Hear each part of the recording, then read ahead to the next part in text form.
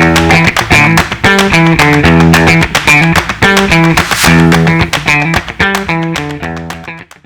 everyone. First of all, congratulations for being here.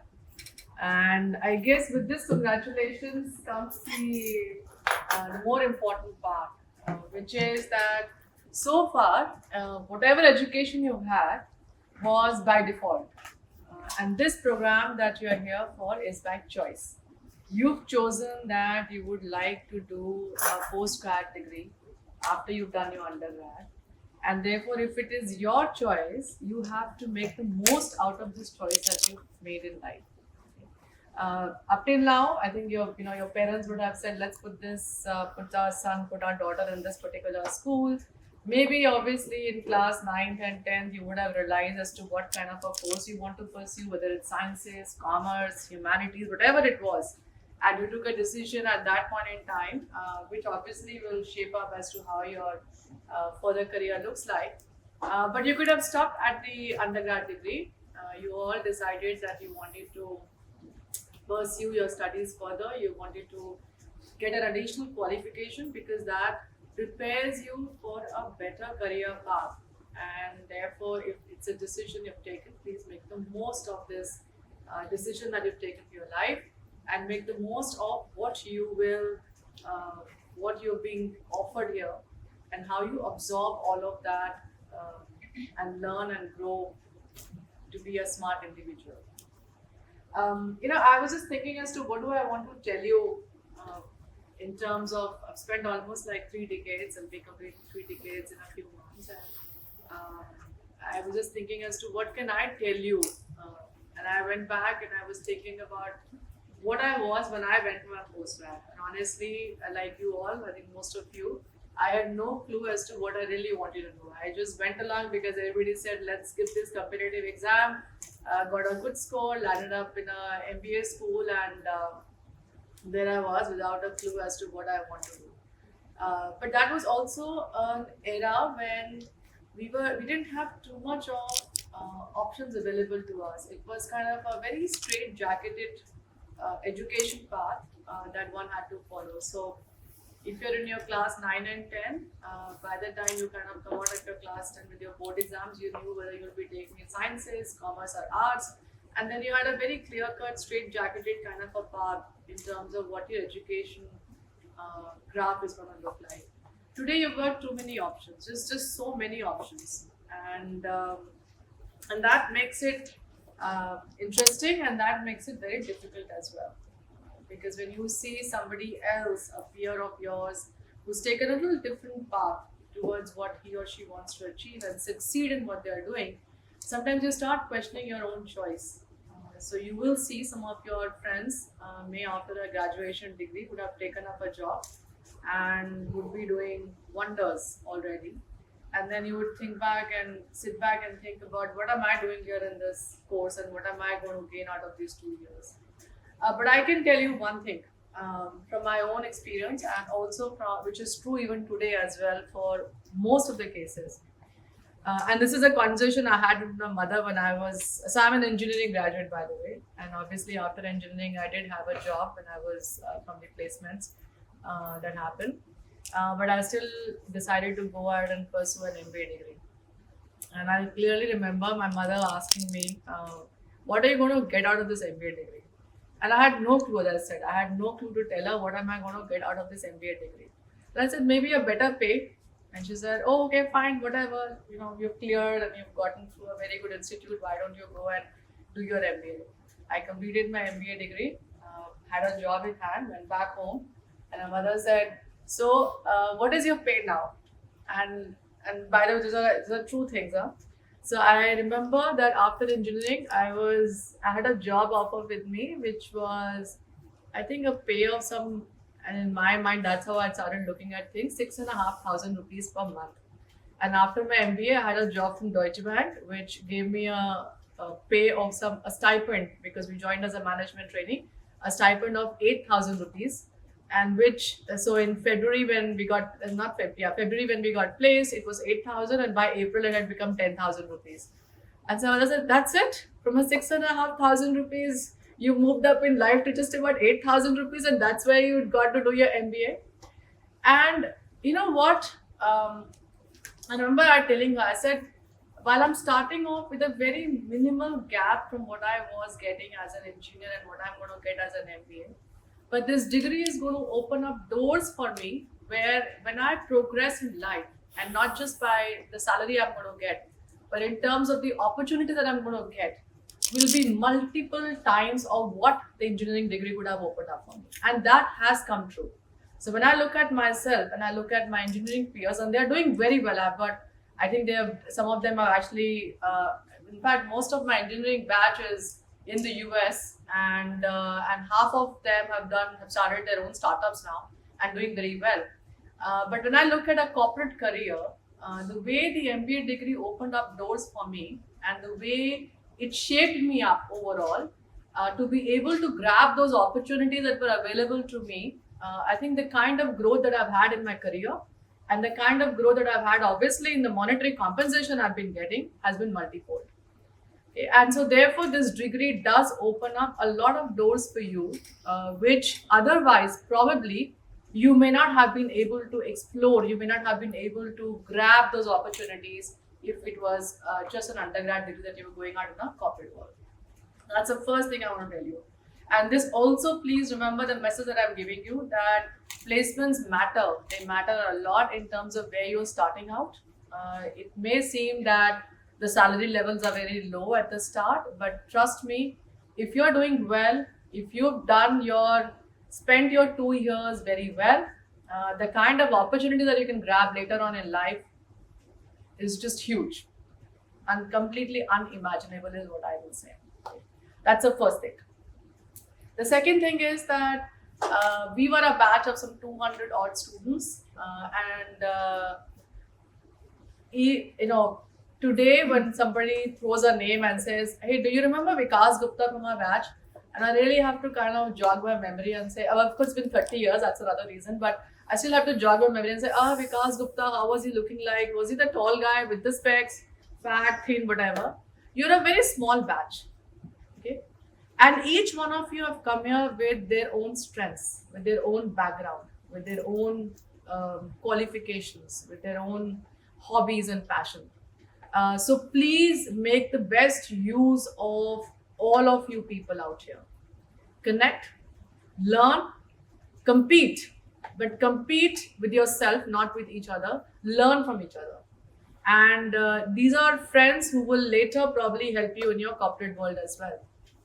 I still ring up a lot of my batchmates from campus to ask them for something on the corporate side. I've got somebody who's the CEO of an insurance company. Sometimes it's personal, sometimes it's professional, but you just give them a call and you know it will get done. Sometimes it's actually for somebody else that you're trying to help out. So you have a very small batch of this group out here, and you all come with very diverse backgrounds. You have your own, as I said, strengths. You have your own things that you excel at. Learn from each other. These 2 years, become a cohesive batch, which when you graduate out of this institute, you will remember obviously each one of them, but you're all a call away from each other. That's how it should be, and that's the other thing that I would like to tell you. The third thing I'd like to tell you is something which I picked up at my stint with GE Capital. I spent almost like 8 years with GE, and GE, as you know now, whatever may have happened about in terms of its business on the business side, but GE has been known to be the most employee-friendly organization. Their employee practices are still copied by other organizations. You still have a lot of leaders who are actually from the GE batch. Their training programs are still known for. And I don't know if you just go and Google, but they set up a very large facility, training facility in the US at Cottonville. It got sold off eventually as a standalone training hub for other organizations.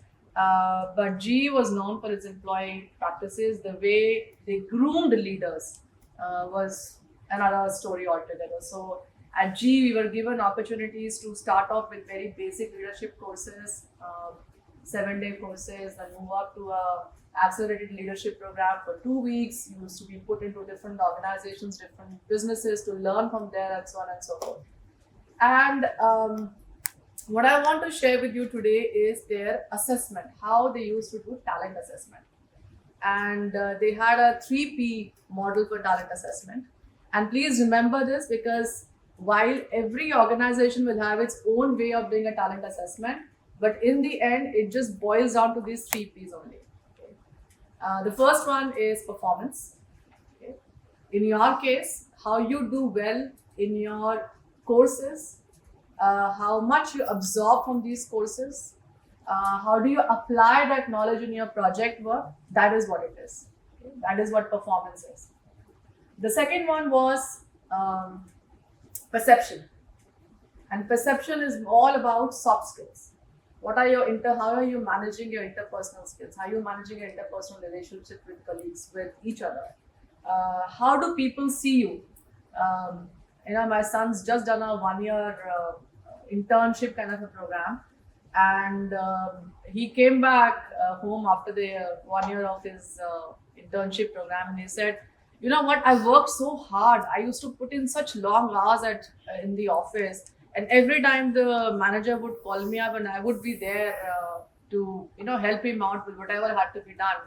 And you know what is the feedback I get at the end of the year, Mama? I said, yeah, he thinks I'm lazy. And there you are, right? And I know that he used to put in long hours, because every time I would call him up and check with him, he would still be working. Oh, I can't speak to you right now. But just look at the perception. And that matters. And that matters even in this college as well, as you're pursuing your course category. You have to make sure that on the soft skills that you're kind of gelling well with people, you're using them well. And I'm saying using not in a negative manner, but using them well in a positive manner to pick up the right kind of things from each other. You're being completely on time for the classes. You are submitting your homework, and whatever coursework has to be done, all of that has to be done. So perception matters here, and perception is going to matter in the corporate world as well. And here is a very nice, safe environment that has been given to you to make sure that you can build on this P that will become very important as you join the corporate world. And given the kind of importance people place today on personality development, on communication skills, to me this P is very important. Because you know what people say, right? That your first impression is the last impression. So how you walk into the meeting room, how you submit your homework or your coursework, how you answer in class, how you interact with the others is what matters. So this P to me is a very important P. So please start working on it right now. So as you start working on the first one, which is a performance, to make sure that your work is thorough, that you're diligent, that you do everything on time, start building up on this P as well here itself. It's a very safe environment. I'm going to just share anecdotes and examples from my own experiences. I had a colleague who was working with me, a member of my team, and after working with me for about 4.5 years, he decided to move on. He wanted to join a startup, a finance function in a startup, and so he came and said, I want to quit. And it was a loss to me. Very good guy, very good talent. And so we were having a chat, as not an exit interview, but generally having a chat as he was leaving. And he said, Rashmi, can you please give me 1 or 2 feedback, things that I should change? And I told him, I said, Mukul, you know what? I don't think I have anything to add to you or give you any feedback on your intellect or your ability. You do a fab job. You understand the business very well. You have the knowledge, the financial, technical knowledge to apply for the kind of problems that an organization faces. So 10 on 10 on that one. There's only one thing I'll give you a feedback on. The way you conduct meetings, people think that you are very casual about it, that you don't come prepared. Again, think about the P that I'm talking about. You don't come prepared. And while I know that it's all in your head, but sometimes just putting everything down on a piece of paper or on a slide makes a lot of difference. Can you work on that? And I said, anything else? I said, yeah. Another thing is that please dress up formally on occasions where it is required. So don't walk into the meetings wearing your jeans and a t-shirt or a casual shirt, etc. And I said, here is a chance, Mukul, because sometimes what happens is when you want to make a change in yourself, and you're in an environment where you are living, it becomes very difficult to bring about that change because you're always apprehensive. Ye kya bolega? So when I started wearing a sari, I was like, at work, I was like, what will people say? Why should sari just, wearing a sari now to work, etc. So there are things that are at the back of your mind which kind of make you a little uncomfortable to bring about change in the way you are behaving, or the change in the way you are speaking, or the change the way that you interact with others. You all are new here. I don't know if you knew each other from the colleges or not, but I'm sure most of you people did not know each other, and you all are new here. And it's a very safe environment. Experiment. Okay. If you think that you are not comfortable speaking up in the class or in public speaking, here is your chance to please experiment with that. Get up, speak. Put up your hand to say, I want to make the presentation. I'll be the speaker for the presentation. If you're not good at making slides because you're not good at being able to put your thoughts down on a piece of paper, take that challenge here. You'll make a mistake the first time, the second time, the third time, maybe the 10th time as well. But the 11th time you may get it right because you've got others who will help you out with that. Okay? So here is a very safe environment. So please experiment with whatever you want to change in the way you run your life. A long one on P, the second P, which is perception, but it is important. And the third P, on which the talent was assessed at G, was potential. How inquisitive are you? Do you have that fire in you to learn new things? Do you go beyond your work and work with the other functions in cross-functional projects? Do you have it in you to be able to make it to the next level, because that requires a bit of a stretch in what you are doing? And that is applicable here as well. Do you have the inquisitiveness to learn more than what is being taught in the class, for example? So the professor here is teaching you 5 things in a particular concept.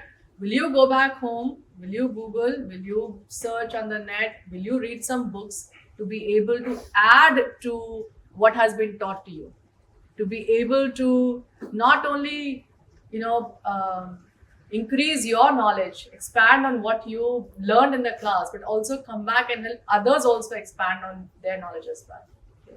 So that's the third P that that I wanted to share about, which is more about inquisitiveness, your learning ability, which obviously the corporates kind of assess in terms of the potential.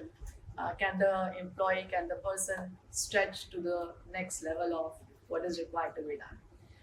So while of course these three P's were more applicable on the corporate side, but think and apply these 3 P's here in this 2 years of college that you're going to be doing, and see how you can change the way you've so far been operating. Everybody has an operating model in terms of when we get up, how much time we allocate in a day to what kind of activities, how do we interact with people, how do we dress up, how do we speak, how do we, our mannerisms, our whatever. See what you would like to change and what your operating model is in these 2 years. And I'll tell you why it's important for you to change in these 2 years. Because the day you graduate out of this college, the rubber's going to hit the road. There is nobody who's going to be hand-holding you in the corporate world, especially now. When of course we did our MBA, and we, as I said, joined the corporate world. All of us, I would think, in our batch, I think all of us joined as management trainees. I don't remember anybody who joined straight as a manager or a senior manager or an AVP. I think all of us in our respective organizations joined as management trainees in a management training, so-called very structured management training program that the organizations run. Nobody does that anymore. There are no management trainees. I mean, yeah, we do call them management trainees still for the sake of calling them management trainees, but you are given a task on day one when you land in the organization and you're expected to deliver on that task like anybody else in the company. So this is your time, these are your 2 years to groom yourself to what you're going to be facing in the corporate world at the end of 2 years. And you have a lot of people to help you out. You have your professors, you have your colleagues. I'm sure you'll have guest lecturers who will be coming in to tell you more about the industry, what's happening in the industry, what's happening in the corporate world. Pick up from all of those cues and prepare and be ready for what you're going to be experiencing in the corporate world now. Okay, that's the other thing that I wanted to share with you. Specific to finance, I don't know how many of you want to major in finance, and I'm going to ask you why. Let's start with you. Why do you want to major in finance? Why finance? Because finance has many options. No, sit. Finance is Finance has many options. like what? Like I have interest in accounts. Accounts, and you should have done a CA. You're in the wrong place. Why do you want to major in finance? Why do you want to take up a finance job? Actually, in my undergraduate, I done internship in a CA office, In a CA office. basically in an audit period.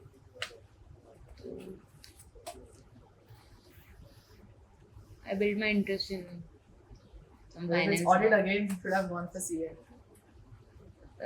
Basically, not only in audit work, but some financial works, daily works, and I built my interest. Please go and see what are the kind of finance jobs that are available at the organizations. And probably I'll take a lecture, maybe subsequently, just to kind of give you an idea. It's too soon to actually give you to take that lecture right now, but maybe sometime in the second semester I will come and take a lecture in terms of what all jobs are available after an MBA. So accounts is out. If you wanted to do accounts, CA was a degree that you should have taken. After an MBA, there is a lot more interesting finance jobs that get opened up, okay, which obviously involves numbers. It is all about numbers only. I didn't hear anybody say that I want to take up a finance job because it pays the most. Nobody said that. It does, by the way, pay more than the other functions. Not so much anymore, but yeah, there is still a little bit of a difference still between finance and the other functions. But yes, it's an interesting field. It is, and by the way, people who've done their undergrad in humanities or in arts, etc., can also take up finance. Because today, finance is not just about accounts, which is how traditionally we've been looking at finance jobs, that you had to be a CA to be able to take up a job in the finance function and then grow through the years to the top of the ladder, which is really the CFO. Today, there are so many other varied kind of jobs and career paths available. Of course, you need to have a knack for numbers. But even if suppose you haven't done a commerce degree, you've done a BA degree and you have a knack for numbers, please pick up courses which you can pick up, and you can then pick up a career path in finance as well. So the others also can look at different kinds of roles in finance. So for example, one of the roles in finance is about wealth manager. Now you don't have to then do accounting, you don't have to then go deep into the balance sheet and P&L statement of a company to analyze those P&Ls and the balance sheet statements. It's more about networking, it's more about relationship management, it's more about understanding the product. There are obviously some nuances involved of financial knowledge, but it is not that deep as, say, for example, a job which will require you to do modeling, okay, where you do forecasting for a company. Now that you require a bit more technical finance knowledge than, for example, as I said, the job of a wealth manager. So the others, it's not that if you've not taken up commerce or you've not done an engineering degree, you cannot take up a career in finance. it is open for you. There are different kinds of jobs that are available, and you must look at that as well. Uh, so as I said, there are lots of career options available if you wanted to pursue a degree in finance, but there are certain basic skill sets that are required. Excel, and Excel, by the way, cuts across all courses, whether you do humanities or you do commerce or you do engineering. You need to today have very basic skills in Excel and PowerPoint. So the more you can learn and practice on that while in college, the better it is. It isn't that organizations don't train you for these things. Every organization runs a program where they do train their employees on these kind of basic skills. But if you can pick up those skills and you can, well, not even master it, but at least are very good or very well conversed with the Excel and the PowerPoint skills when you land up in an organization, and if your boss is struggling to make some Excel sheets and PowerPoint slides and you come in and say, let me do it for you, you arrived in life that day, right? So do pick up these very basic skills. The other thing that's required is being aware of what's happening globally. People think that it's only when interest rates move is when it impacts the the markets, and therefore I need to understand more about economy or microeconomics and macroeconomics. It isn't that. The micro and the macroeconomics is all dependent on a lot of other things, geopolitical issues, what's happening in the country, on the which parties come into power, what kind of policies they're going to bring about. So please be aware of what is happening around you, and not just in India but abroad as well. So, and it's something which is expected of everybody, but if you can please just focus on that and learn, whether it's just 20 minutes in a day to pick up the newspaper, go to the website, Times of India, Economic Times, whatever, and just learn through that. Do that, please. That is going to help you as well. And besides that, there are many other ways to learn about things in finance, which is you can listen to podcasts, you can read through the blogs that come in. There are a lot of people who write and in very simple English. They don't even write very technical things, but you can definitely look at some of these blogs, and you can understand what's happening in the country and across the globe as well, and how it impacts various different financial markets. Okay, that's something that I would definitely request all of you to do. It's a good thing to inculcate that habit today. And the last thing I'd like to say is that each one of you, I'm sure, has some hobby or passion. Please continue to build on that. It is something which will help you in the long run, and it is something which will be your way of letting it all out. Whether you like to go for dance classes, whether you like photography, whether you like running, whether you like whatever, pottery, etc. But please do make sure that you also pick up a hobby which can help you de-stress from the kind of pressure that you're going to be exposed to here in this college, and of course later in life in the corporate world as well. That's all I had to tell you. But if you have any questions on anything, happy to answer. We have to take finance. A little louder. Ma'am, a little louder. You have to take finance. Ma'am, I have done my schooling from humanities. So how I should cope up with the difference if I have to take finance? Okay. Like which courses I should take? So as I said, there are various. One thing is Excel.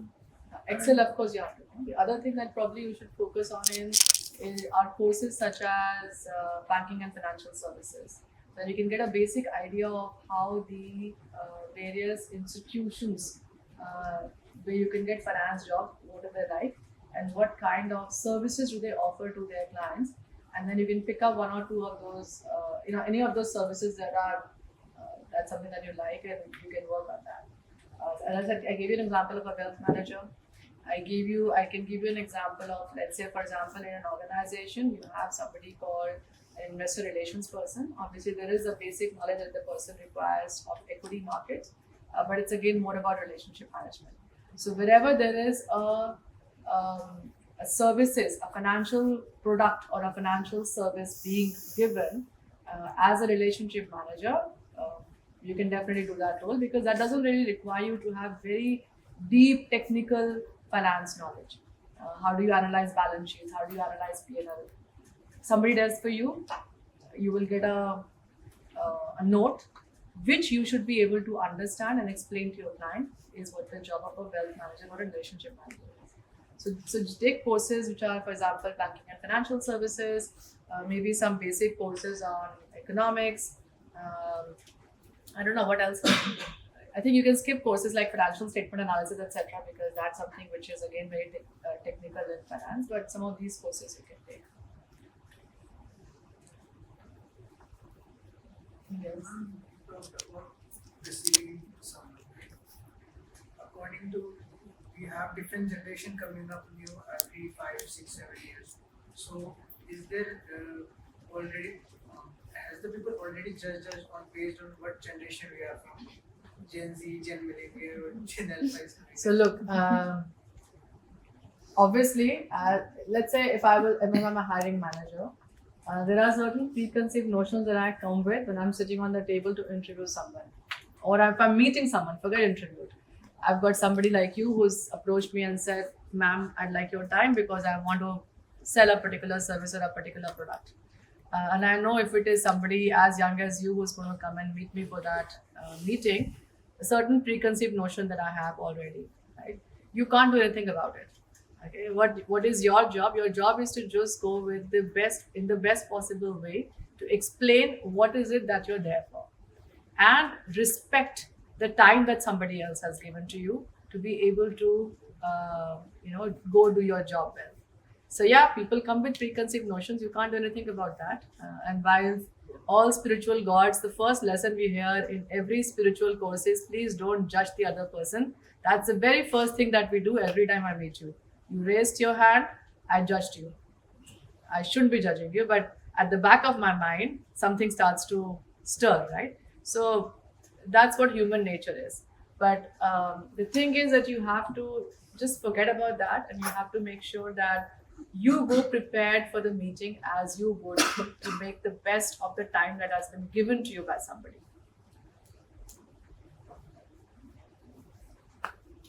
As the Indian economy is booming, finance is the best option to build a career in. Today, there is no such thing as only finance. Only finance is the best option to build a career. There are just so many options available today that you have to find what you like doing. And I'll give you another example from my own career. I joined Deutsche Bank, and people kind of know me as a banker because I spent almost 9 years at the bank. Trust me, they were the worst 9 years of my career. I just did not like. After the third or the fourth year, it wasn't something that I wanted to continue doing for a very long time. It was a very well-paying job. Forget the 8,000 and 10,000 rupees that I got as a stipend. But yeah, once I was, the traineeship ended, the 1-year training period ended, and we were absorbed in the bank as an AVP. And the climb was very good, and obviously the pay that came along with those progression in the bank was obviously fantastic. So everybody used to think I'm very happy because I'm making a lot of money being in the bank. It was just the opposite. I was just not enjoying what I was doing in the bank. I switched to the corporate side with GE Capital. I joined the treasury team and then became the head of treasury as well in about 2 years' time. I loved that job, and then I've been in treasury ever since. I've spent of my 30 years, I've spent almost 16, 17 years leading large treasuries, 18 years. So the point is that you have to find that particular career or that profession that you enjoy doing. If you like doing numbers, and I'll tell you why I like being at GE Capital than being at a bank while I was in the same market. The kind of products that I was dealing with were exactly the same. Just that as a banker, I was selling it to a corporate. As a GE Capital treasurer, I was dealing with the bank and buying those products. Okay? But the power of the fact that when I was sitting across a banker and I was buying those products from them, and it was my decision of what I wanted to buy, okay, and then I had to live with that decision forever.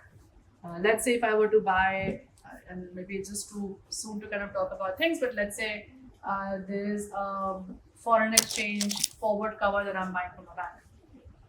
It's a decision I've taken. My decision can go wrong, can go right, okay? But I had to live with the repercussions of that. And the high of that decision making and the high of that power I had to take the decision for the organization was something that I just thrived on. And then I continued doing that for, as I said, almost 17, 18 years across different organizations. So you have to find what you think you will, and by the way, it doesn't happen that you would land up in your first job and you will start liking that job and that will become your career path. You will change tracks. Career paths are never linear. I've got a batchmate who's still sitting in the first company he joined. We're exchanging some messages in this morning. So 30 years he's been with the same organization and doing the same job and he's loving it. And here am I, who's changed 5 jobs across different sectors, different organizations, different kinds of roles. I'm enjoying it. So career paths are not the same for 2 people. So you have to find, and you will find it along the way.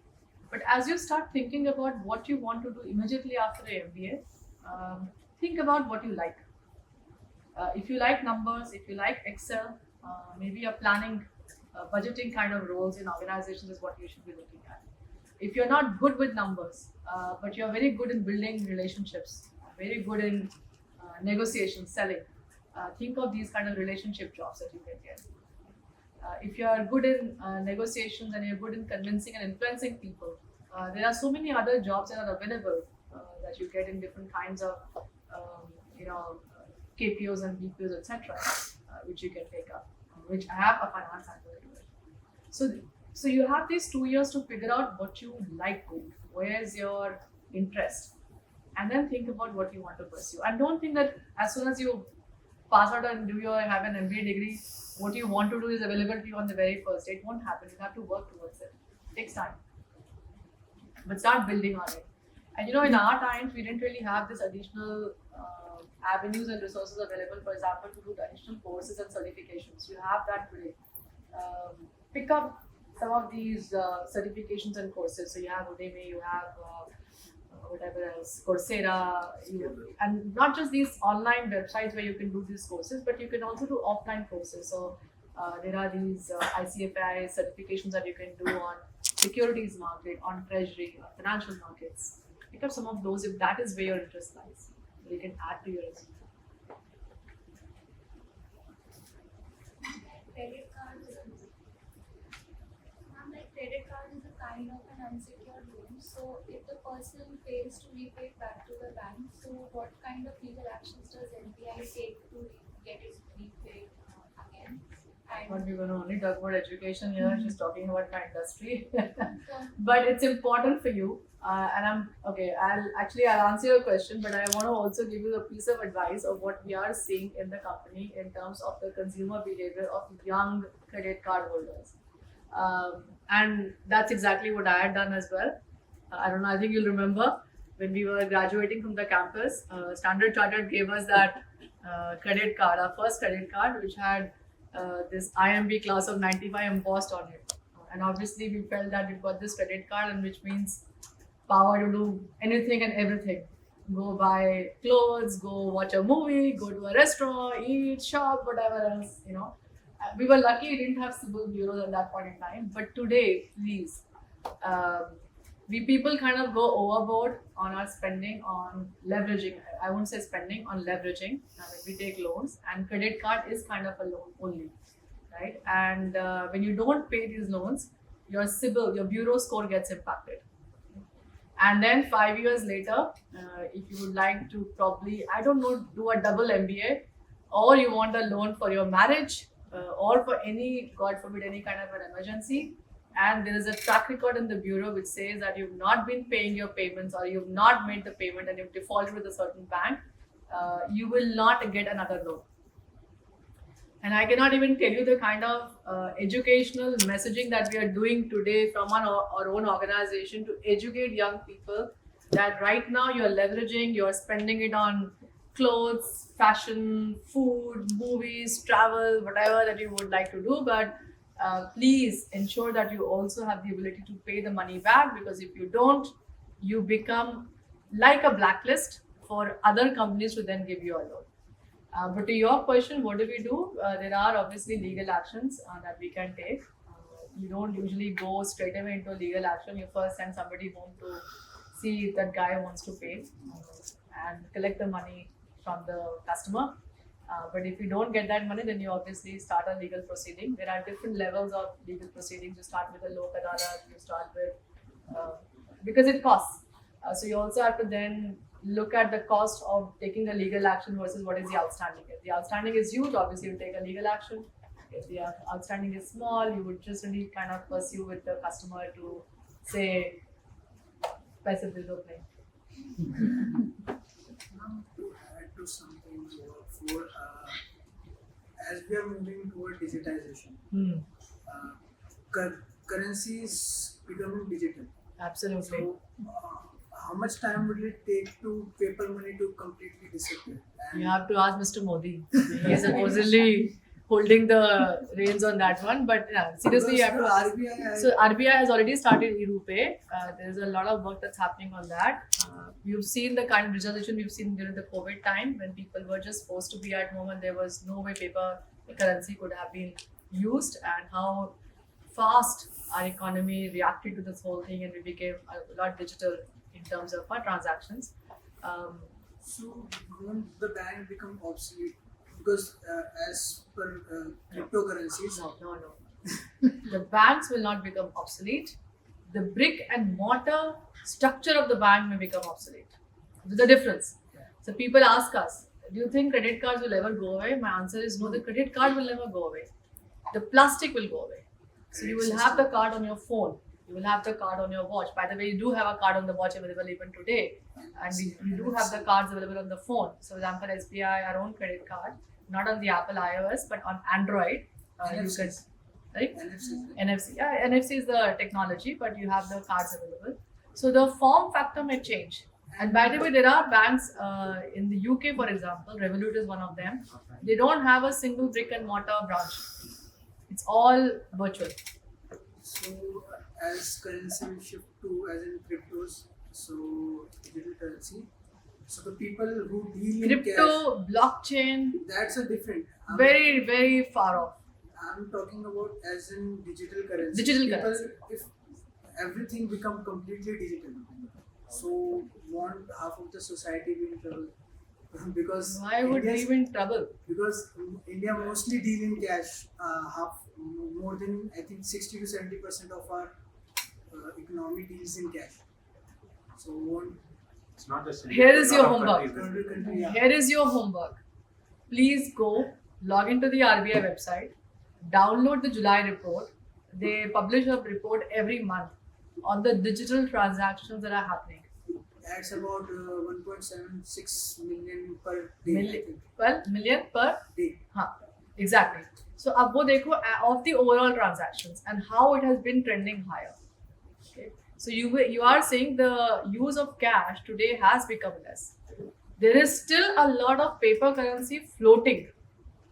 They have been issuing new paper currency, but the use of paper currency has come down, which is what is worrying them. That it is starting to get hoarded again, which is what their worry is now. That if it is not in circulation, if the transactions are not happening with the paper currency and transactions are happening more digital, but there is still a lot of paper currency in the system, where is it? And then who will be responsible if someone hacks into? So today, digital has become the way of life. Okay? And the biggest concern that all regulators and the governments today have is on cybersecurity. So again, I will go back and I will tell you, please go back and look at the RBI website. Every other month, they have a new guideline coming on cybersecurity, on data privacy. Do you know about the DPDP Act? Data Protection, Data Privacy Act? Google and look about that. So this is a government act. This is not an RBI act. Obviously, RBI, based on that act, has also given directions to the banks in terms of how the data privacy for the banks and NBFCs and credit card companies should work. But there is a lot of focus that the government has and the regulators have in terms of data privacy, in terms of cybersecurity, that we can reduce frauds. And I can tell you, given that we are a financial institution, the amount of time that we spend today in our company talking about fraud is just huge. One, prevention of fraud, and two, frauds have happened. Now, is the fraud that happened because of a loophole that the person, the customer perpetrated fraud, or was it because something that was lacking in our own systems that resulted in a fraud for the customer? So we keep looking at these things, but we are spending a lot of time on talking about fraud right now. And this is after we do all kinds of campaigns, vernacular, English, everything to educate each one of us to be, aware, be mindful of whether it is a fraudulent transaction or they are getting defrauded or not. So then why don't government put and add something like every company collects our data. Yeah. We can't use any facility without providing our So personal what data to what the someone. government doing now is that government is now creating repositories of data. Okay. So for example, now there is a provision for any bank to not ask the KYC from you when let's say you're opening an account with a bank. Now, one is the bank will ask you to sign the papers and will take the papers and everything, all your KYC documents, and will keep everything of scanned or even digital, whatever way it is, digital locker KYC in their records.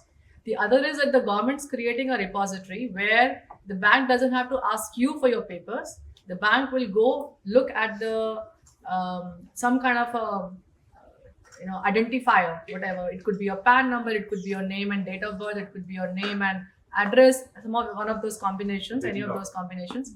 Sorry? DigiLocker. DigiLocker is different, Vikram. There is something called a CKYC registry now. So what they can do is if you give your identifier, the bank then can go to the CKYC registry and can just pull all your KYC documents from there. And that also comes in the masked form. So for example, now when we take any Aadhaar verification and we store it in our system, forget about anybody being able to access the Aadhaar number. We are not even allowed to store your Aadhaar number as is. We have to mask everything but the last 4 digits. So there's a lot of work that the government is doing in terms of, number one, telling the banks and the NBFCs in terms of how we store data, personal data, in creating repositories. The problem is that whatever government does takes time for it to become efficient and correct. So today, if you tell me, please pull my data from the CKYC registry, the bank who's given the data once has not done the good job of giving the data to the repository. So it's incomplete papers, photo is not clear, address is not clear. So I'll again have to come and ask you, can you please give me your KYC documents again? So once they do or they correct the process, the way the banks are the first bank is putting the KYC documents in the repository. Then if you go to 5 more banks to open account, you don't have to give your KYC there. They will pull it from the common repository. And for example, a company, when we use an app, sometimes we have to pay through our cards and all. So does that company keep our card information also? So as an issuer, I have the card information, obviously, because we've issued the card to you, so I have to do that. The merchant will not see the card for you. So if you are, let's say, paying online to, I don't know, wherever, Myntra will not get to see your card.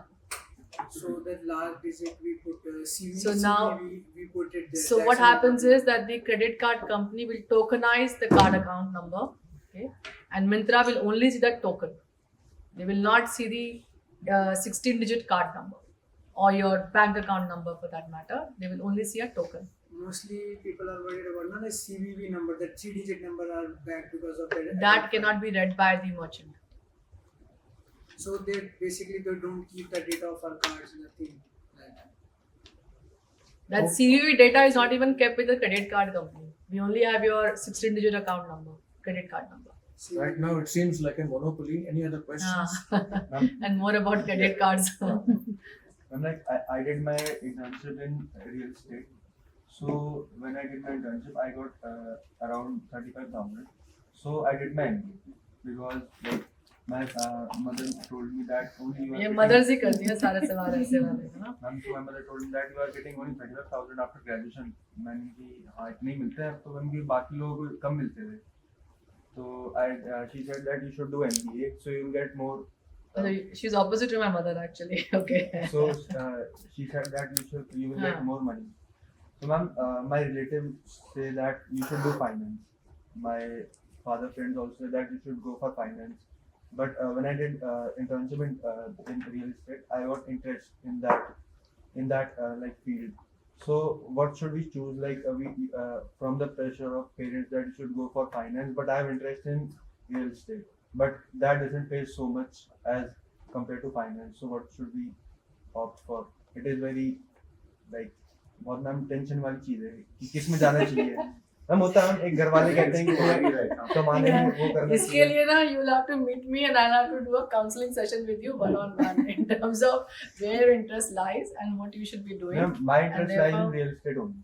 So then pick No, up no, those go through the courses. first year. Go to the then you will first year, you will have an understand. Yes, it's understanding very of what early, is, yeah, exactly. Pick up courses in marketing, pick up courses in strategy, then you will know where your interest lies. Pick up some courses in finance, then you will really know where your interest lies. No, I Okay. don't want to play with numbers. Any other question? Ma'am, if I choose finance, after 2 or 3 years, will my job be in danger with the effect of AI? No, no. I think, look, there are certain jobs which obviously, so when the robots came, obviously the number of people who are on the factory floor did come down. Okay? Because that was a very mundane, routine job that they were doing. So it is very easy to replicate those kind of skill sets in a robot and get those things done. AI still will be, I wouldn't say as mundane or routine jobs as factory shop, but yeah, there are certain repetitive jobs which can be done. There are some research jobs that may be at risk because as a researcher, what do? You kind of look at all the data that's available and you kind of try and prepare reports, which is what ChatGPT does very beautifully in flat 5 or 10 seconds. So those kind of jobs will obviously, and we're already seeing the impact of that. But to say that AI and Gen AI and all these things will completely take away all the jobs is not the right thing. I think there are still a lot of skill sets that a human mind or a human being has, which are required in the organizations that AI doesn't have. But you have to be creative. You have to be always, you'll have to think about what's next. You have to see as to what is happening around the world in terms of the changes that are coming around and how do you prepare yourself for the changes that are happening across the world in the economy, in the technology sector more importantly.